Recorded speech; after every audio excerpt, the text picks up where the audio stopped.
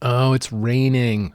Man, I know rain's good and everything, but I have three big outdoor cannabis plants out in my on my property, and they are well, no, I have two and a quarter because I've taken three quarters of one of the plants down already.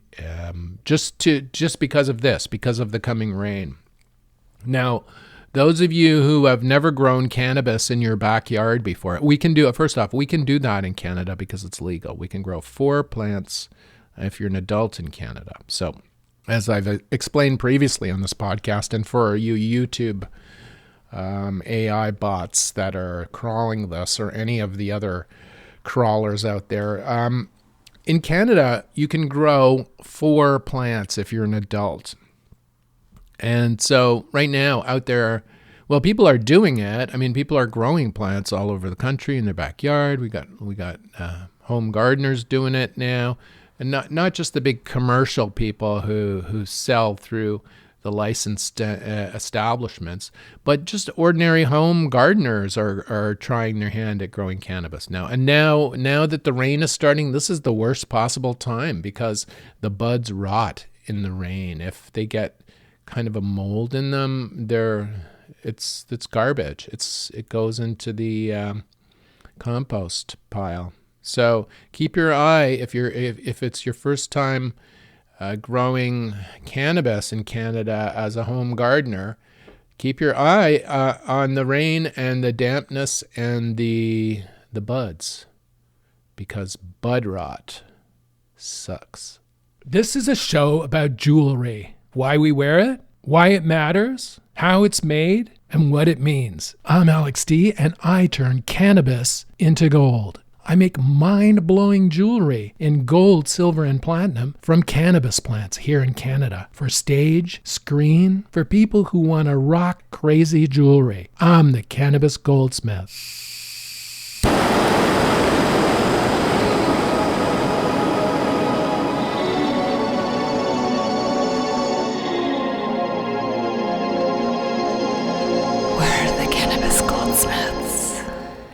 So I remember when I was looking for a place to move to leave Toronto and go and set up a new studio outside of Toronto and a place to live on the property where I could make my art and do my podcasts and videos and whatever, all the creative stuff that I wanted to do for Tribe and as an artist in a studio outside of Toronto. And I started looking for places all over Ontario. And this was, I guess, in 2022. Fuck, it's like time goes, doesn't it? It's like 2 years ago already that I've been here. But like when I was looking at all these little Ontario towns that I'd sort of heard of vaguely, but never been to. And my real estate agent said, "Oh, you should look in Gananoque." And I had never even heard of Gananoque, actually, before. So I looked on a map and I saw it somewhere between Kingston, Ontario, and Brockville along our big Trans-Canada Highway, the 401, going, say, from Montreal to Toronto. It's sort of in the middle, kind of ish, right? And anyway, Gananoque is in the Thousand Islands area of Ontario, like I am here. I'm on the one side of it, and they're on the other. It's a big area on the St. Lawrence River with little islands in the river, treed shores, homes on the river. Some of them are really, really like ancient and beautiful heritage mansions that the titans of industry built on islands or on the shoreline on both sides, in Canada and the U.S., but I'm here in Canada. So Gan they call it Gan. I had to learn this too. Gananoque is far too long for anyone to pronounce, so they call it Gan in the area here. So if someone's talking about Gan, that's what they mean, Gananoque. When I first came out here, I'd heard of Gananoque, and I started looking. Well, the agent said, look in Gananoque for houses, because that's supposed to be pretty cool. But for some reason, there was no houses available in Gananoque at the time, in Gan, at the time. So I ended up coming to where I am now. Once on the way back from Toronto, I tried pulling into Gananoque to see what it was about on the way back here from Toronto. And I pulled in, and it just looked like a series of like gas stations and kind of chain store like chain Taco Belly places, like just just horrible urban blighty kind of thing, right? So I just turned around in a gas station parking lot and got back on the highway and headed east back home. I didn't go further into the town. I thought, this doesn't look too impressive. But here's the thing. I didn't even go into the town. I just hit like the gas station area just outside of town. I thought that was Gananoque, but no, it's not. There's actually a town that I missed the last time. So anyway, last week they had an art festival in Gananoque, and I wanted to go out and have a look at it. And it was called the Gananoque Art Fest, and it was held like September 21st and 22nd. And it was right downtown in Gananoque, so I had to go downtown to see this festival. And I discovered that Gananoque is a really nice little town. It has like population of 5,000. It has some old buildings. It has a proper downtown core with restaurants and bars. Like it has like a little nightlife area, which is sprinkled among the shops, and there's a good bakery, and there's some good restaurants. There's some art galleries. There's it's an art town, obviously, right? But don't get back on the highway when you hit the first gas station part. You have to keep going and get right downtown. And how you know you're downtown is there's a waterfall right in the middle of the freaking town. This town is so beautiful. It has like a river going through it, a dam area, waterfall, picnic benches, sculptures all along the river that runs through the town next to the waterfall. It's like freaking amazing. Like I was there, man, this place is great. I could just come here and sit in this sculpture garden on this bench by the waterfall. That would do me for art, That would be like art and meditation all rolled into one, But anyway, it's just like it seemed like well kept, the town, or it was getting back to the way it was, right? Before the pandemic struck. And I liked it. But anyway, the reason I was there was to see the art, and I just wanted to see what kind of art was being produced in the area. Like I went to the Spencerville Agriculture Fair last week or the week before to see what sort of art was bubbling up from the grassroots level in the areas around where my studio is here. But in Gananoque, I wanted to see what more like serious artists were trying to do with their stuff. And there was a ton of great art there.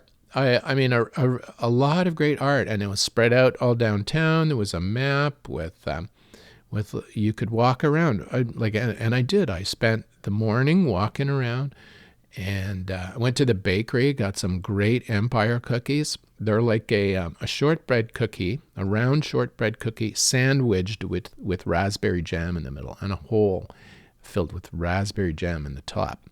Now it's an old school British Empire cookie. And I was happy to see there was a bakery that had a whole bunch of fresh baked ones there. So I bought a few of those. And as I went around, ate them as I went around to check out the different art. And it was great just seeing artists and people talking amongst each other about art and about the whole art community and stuff. It was really, really nice.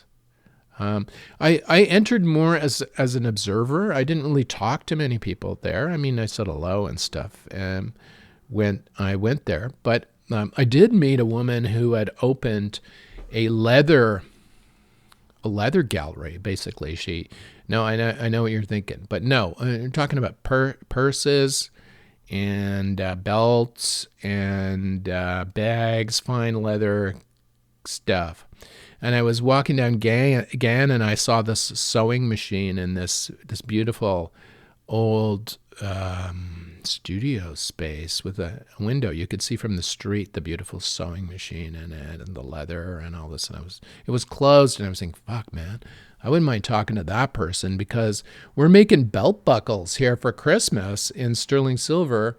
And I'm always interested in talking to someone who could make the component that it sits on, right?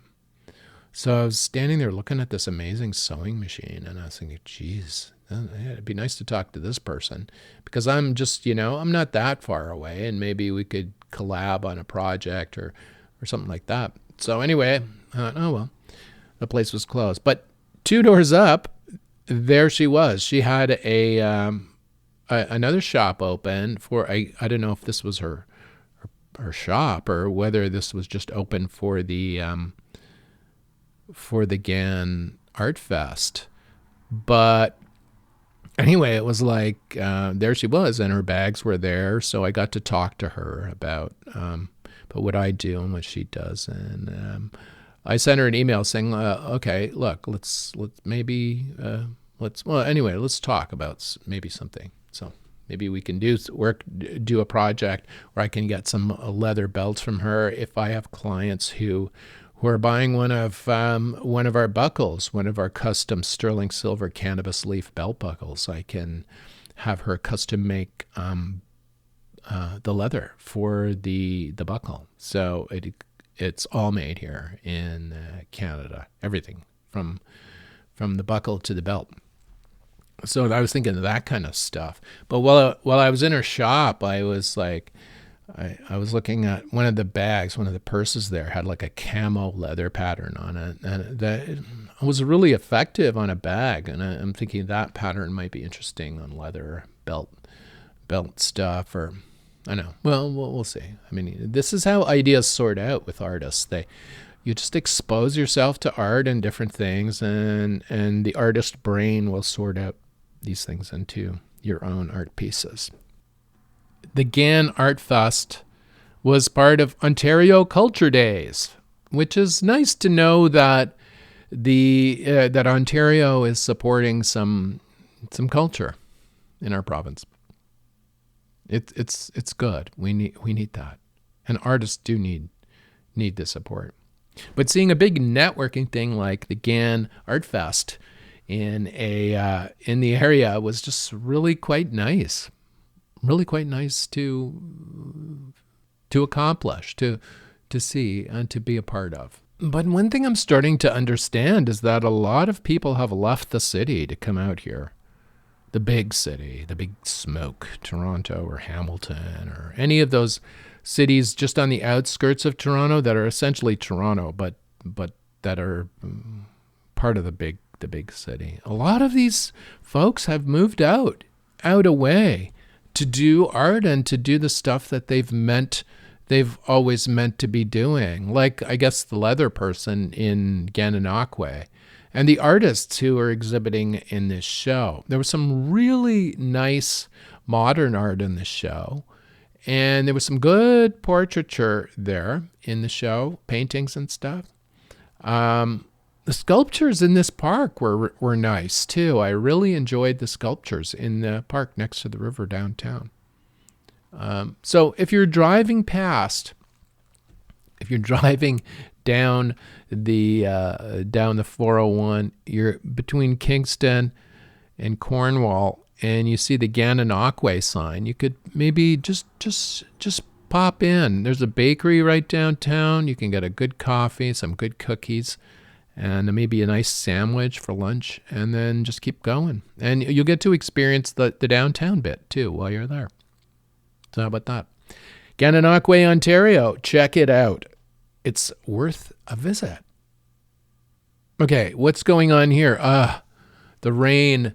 God, the rain has set in, and this is the worst possible thing for late stage cannabis plants. It's the worst thing. I've got 3 in the yard now, and I'm thinking, oh God, I am going to have to put on my rain gear, go out and take them down, because they're going to rot if this rain keeps going.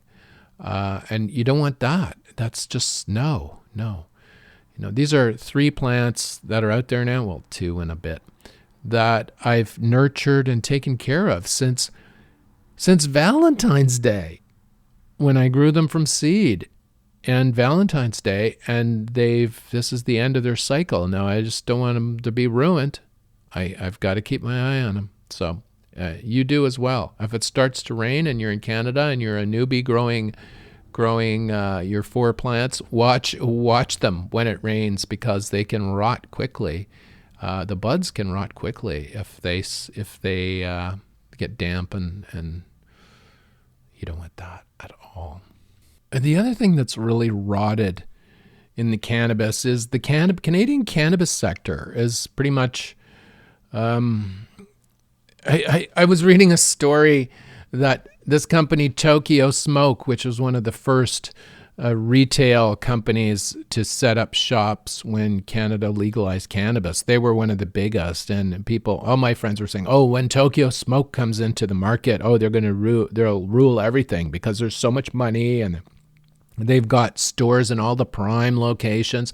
They got this shop in downtown Toronto where I think it's 333 Yonge Street, where the old HMV, the massive record store, used to be. Like, this is ground zero for shopping next to the Eaton Centre in Toronto, Dundas and Yonge Street, and they had a prime store there to sell cannabis. And they have stores all over. In the little neighborhood Leslieville, where I lived in Toronto, they had one across the street on Queen Street, a small one opened up there, and they were all over. And I think their idea was to just corner the cannabis retail with branding, and then sell product into it. And then they were selling these accessories.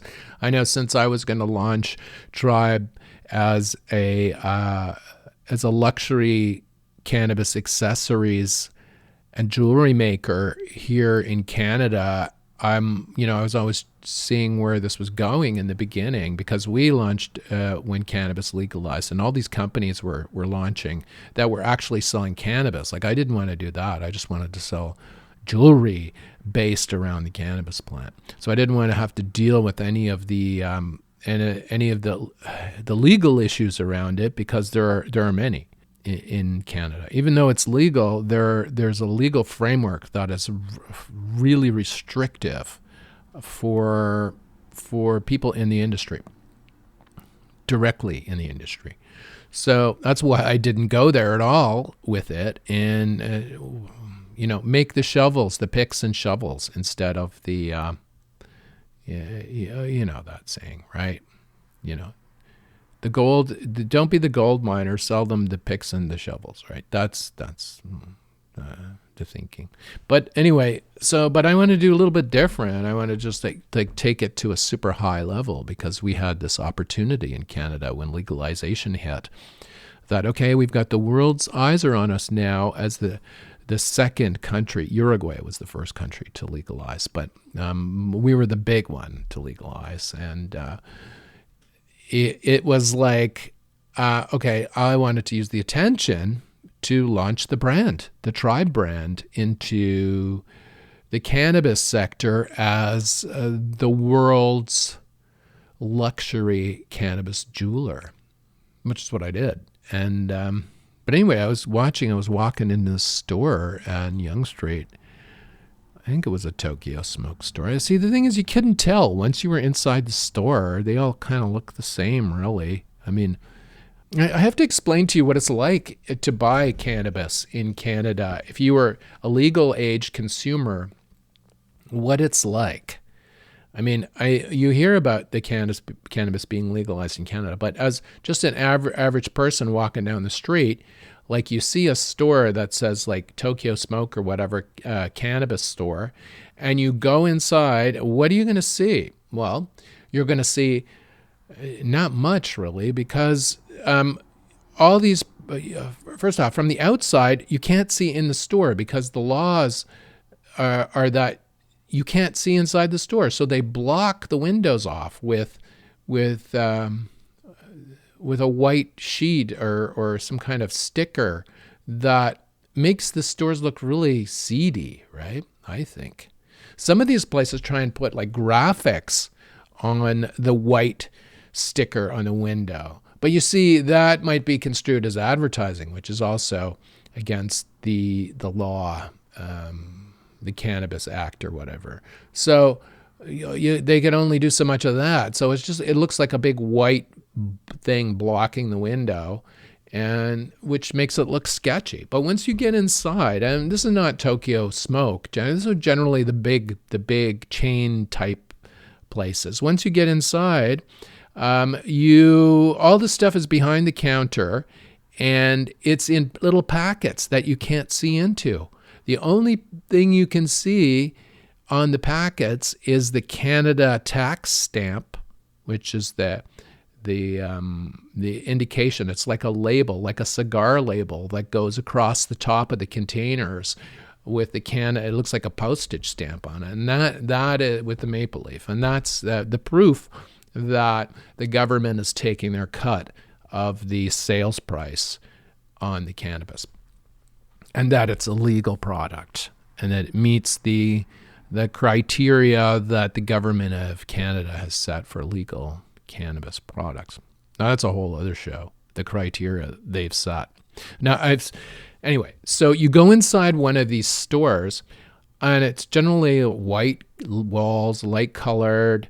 There might be some interior design, but really there's stuff behind the counter that you can't see. And what Tokyo Smoke was trying to do is sell accessories that were essentially mass produced in China, that anyone could have made and in bulk for nothing, and basically selling ashtrays for like $200 or whatever. Like, just this kind of, like, not even made of precious material, just like mass produced cannabis accessories for ridiculous amounts of money. Like, this was supposed to be, from what I could see, was supposed to be their differentiation as a shop. And therein lies the problem, because this is a legal product now, and all the shops in my province, Ontario, they have to buy from the same source. They are at the mercy of the Ontario Cannabis Store, who handles the supply chain and the distribution to all of them. So they have to buy from them, and then when they buy it, it comes in these packages that you can't see what's inside the packages. It just looks like plastic packaging or little containers, little plastic tubes. You can't see anything. You can't smell weed in these stores. You can't. It's very clinical, cut and dried, and that is a lot different than you would see if you went to indigenous or into an indigenous land area where the local tribes are selling product in their own shops, and you see it in the buds in glass jars. You know, they can open the glass jars and you can smell what's in it. In the licensed stores in Canada, you can't do that. Everything's all sealed. So once you walk into one of these stores, everything is very clinical and sealed, and there'll be somebody there who you'll say, oh, they'll ask you what you want, and you'll say, oh, I want whatever, I don't know, maybe a joint of something.